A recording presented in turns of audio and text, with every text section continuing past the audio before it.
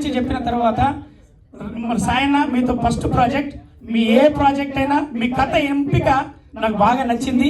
ఎప్పుడైనా మీరు ఓకే అంటే నేను అచీవ్ చేస్తా. ఎందుకంటే ఈ కథ గురించి నేను అలా చెప్పాలనుకుంటున్నాను ఒక్కొక్కరి గురించి.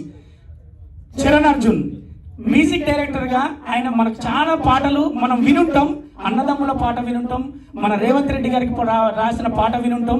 కానీ ఆయన తెలిసి మన ఇక్కడ రావే తెలియాలి. ఎందుకంటే మంచి టెక్నీషియన్స్ మంచి వాళ్ళందరూ కూడా ప్రపంచానికి తెలియాలి. మనం వాళ్ళతో పని తీసుకోవాలి, వాళ్ళని హింసించేంత పని తీసుకోవాలి మనం. ఈ సినిమా మీకు మంచి ఆల్బమ్ అవుతుంది. ఎందుకంటే ఆదిత్య గారిని వాళ్ళిద్దరికి ఒక చిన్న లిటికేషన్ ఉంటే ఇద్దరిని కలిపింది మళ్ళీ నేనే, ఇదే ప్రసాద్ ల్యాబ్లో పైకి తీసుకొచ్చి. ఎందుకంటే అంత నమ్మిన మీ పాటల్ని, మీ వర్క్ని.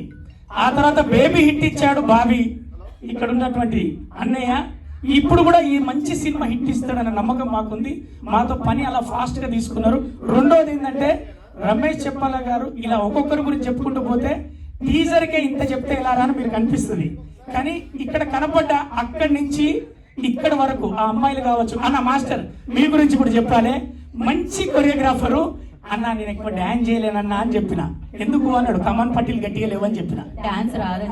చెప్పిన కమాన్ పట్టీలు గట్టిగా లేవని చెప్పగానే నువ్వు డాన్స్ చేసినట్టే ఉంటది, నువ్వు డాన్స్ చేసినావని అందరూ చెప్తారు, కానీ డాన్స్ చేయించి అమ్మతోడు అన్నాడు. అలాగే చేయించిండు. లవ్ యూ అన్న.